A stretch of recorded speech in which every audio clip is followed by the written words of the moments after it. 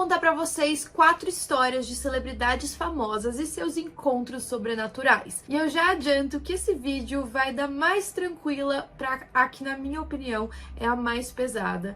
Então, vocês já sabem. Antes de mais nada, bem-vindos a mais um vídeo no canal. Se vocês gostam de conteúdo assustador, bizarro e misterioso, vocês estão no lugar certo. Toda semana tem pelo menos 3 vídeos longos, todo dia tem vídeo curto, então tem muito conteúdo pra vocês. Se você gosta desse tipo de conteúdo, não esquece de deixar seu like, se inscrever no canal, comentar outros temas que vocês querem ver aqui. As fontes e os créditos estão sempre na descrição do vídeo. E se vocês gostarem de vídeo nesse estilo, comentem aqui que tem muito mais celebridade que já passou por coisas bizarras.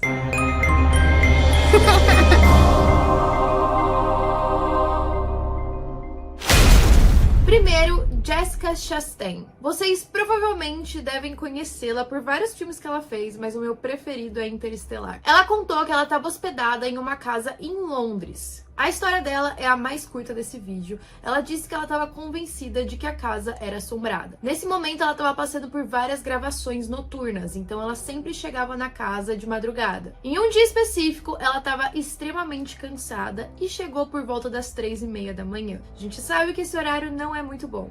E assim que ela chegou, a casa estava toda escura, todas as cortinas estavam fechadas, todas as luzes estavam apagadas. Então ela foi até o quarto e a grande maioria das casas de lá não tem uma luz no teto, são vários abajures por ali. E aí ela decidiu ligar um deles para tirar as roupas, colocar o pijama e depois ir dormir. E aí, de acordo com ela, esse abajur que ela ligou começou a piscar, a luz começou a diminuir devagarzinho. De repente, todos os outros abajures do quarto se acenderam. E aí, do nada, todos apagaram juntos. Ela disse que ela estava tão cansada nesse dia que ela simplesmente falou: "Eu entendo que você tá nesse lugar, eu não quero mandar você embora, eu só tô muito cansada, por favor, me deixa dormir." E ela disse que depois isso nunca mais aconteceu. 2. Laura Prepon. Vocês provavelmente conhecem a Laura pelo papel que ela fez em Orange is the New Black. Ela disse que ela vivia em um rancho com o namorado dela, o Chris. Esse rancho ficava mais ou menos meia hora de Los Angeles e todos os amigos deles moravam em Los Angeles. A grande maioria nunca ia até a casa deles visitá-los.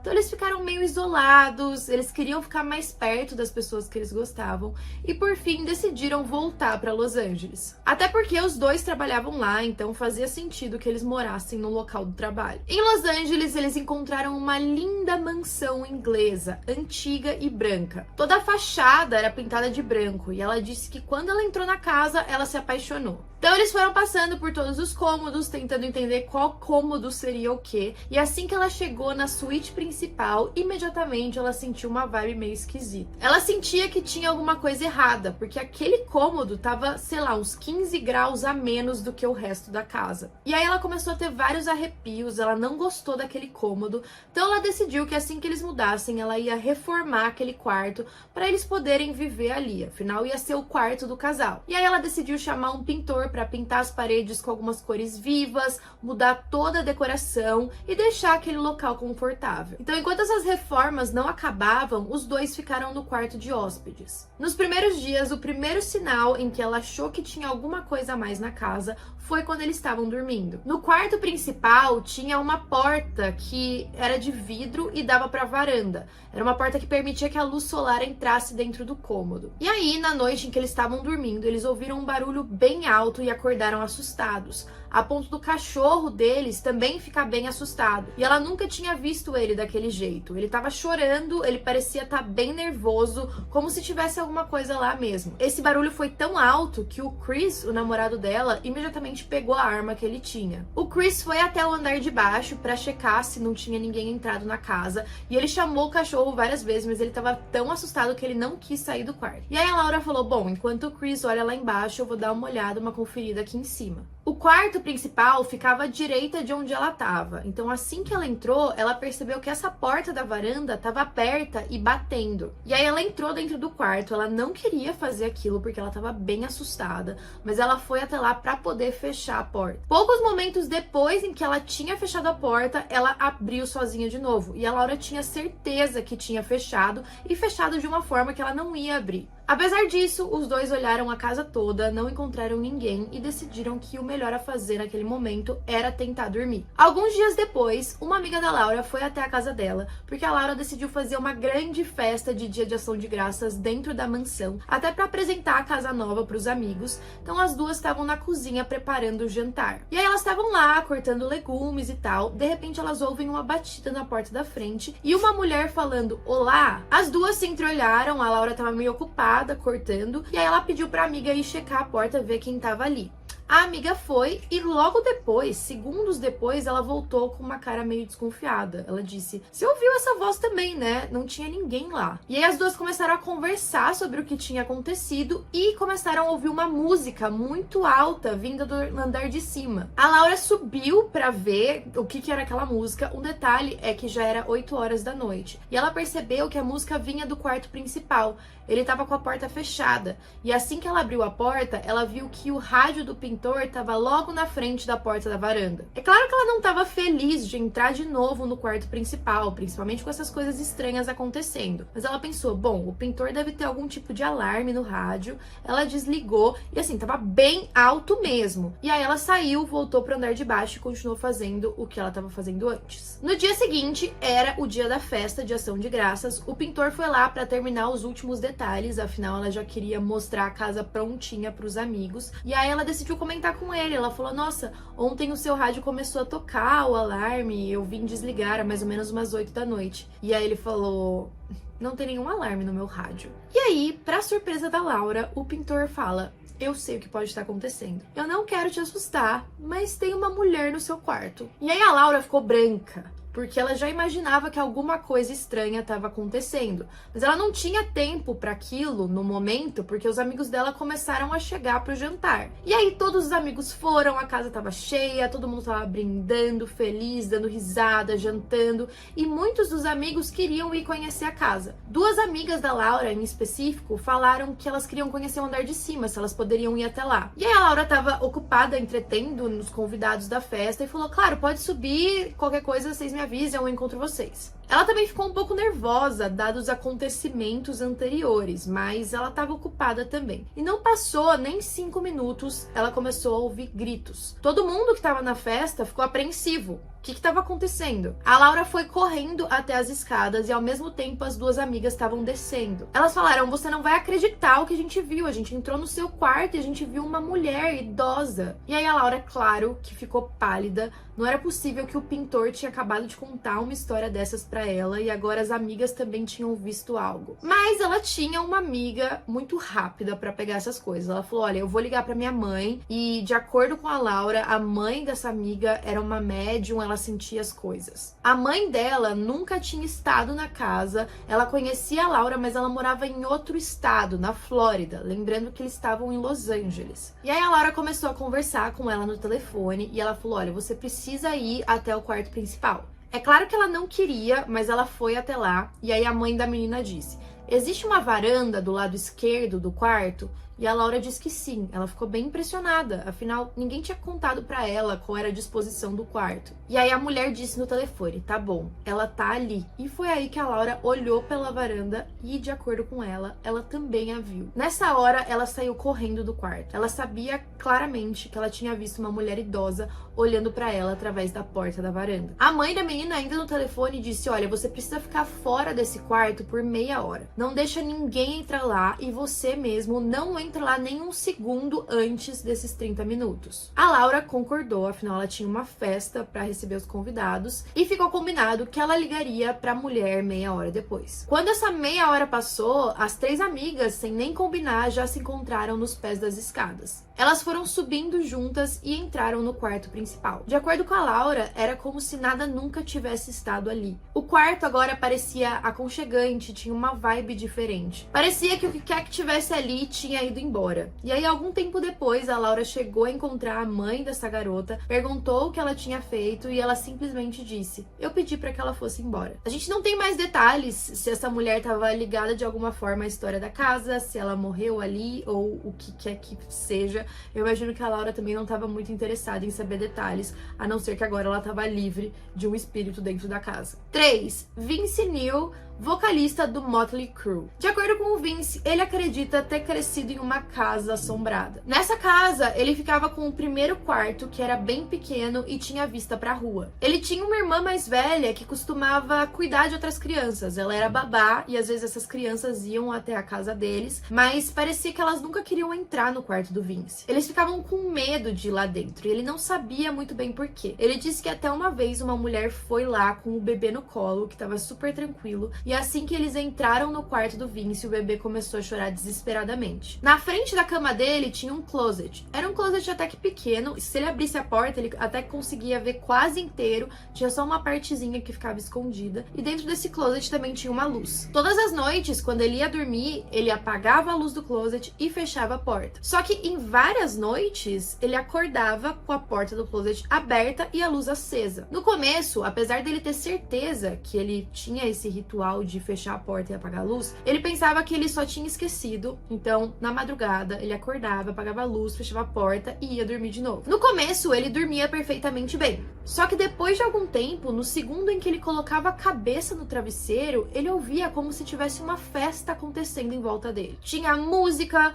pessoas rindo, brindando, conversando, e aquele barulho incomodava tanto ele que ele começou a dormir bem tarde para ver se ele ficava bastante cansado e só dormia sem se preocupar com aqueles barulhos, sem ficar irritado com aquilo. E é claro que ele achava estranho, afinal não estava acontecendo uma festa na casa dele e muito menos na rua. Em uma das noites, ele começou a ouvir música em um lado do ouvido e no outro o que parecia um homem sussurrando algumas palavras que ele não conseguia entender o que era. Esse homem parecia estar querendo conversar com ele, mas ele não conseguia entender as palavras.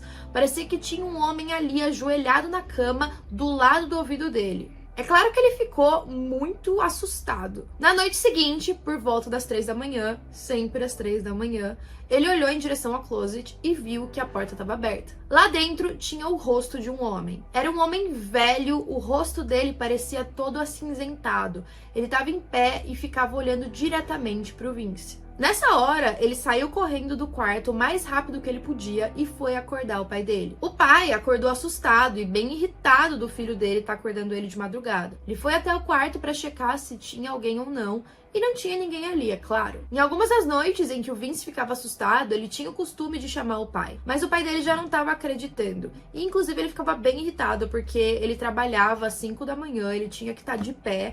E não ajudava que o filho dele ficava com esses surtos, querendo, sei lá, inventar alguma coisa na cabeça dele. Quando ele viu que o pai dele estava muito irritado, ele começou a dormir no sofá. Ele não queria ficar dentro do próprio quarto. Um dia, a tia dele, que ele amava demais, era uma das pessoas preferidas da vida dele, irmã da mãe dele, foi visitá-los. Ela sempre dizia pra todos que ela era médium, que ela era sensitiva. E aí, nesse dia, por coincidência, sem o Vince ter falado nada, ela perguntou se tinha alguma coisa acontecendo dentro do quarto dele. Talvez ela tivesse perguntado também porque, às vezes, os pais dele comentaram que ele estava dormindo no sofá. E aí, ele falou que sim e que ninguém acreditava nele. E na cabeça dele, ele acreditava que ela sabia o que estava rolando. Então a tia foi conversar com os pais deles, que já estavam meio cansados daquele negócio de acordar de madrugada. Então eles falaram, ó, faz aí o que você precisa fazer, porque a gente não quer mais essa situação em casa. E aí ela entrou no quarto do Vince e ficou fechada lá dentro por bastante tempo. O Vince não sabe exatamente o que ela fez, mas quando ela voltou, ela disse que tinha um homem velho dentro do closet. Ela também disse que ele não queria machucá-lo, mas que ele tinha morrido dentro daquele quarto. Ela também comentou que estava tendo uma festa na casa naquela hora em que ele morreu.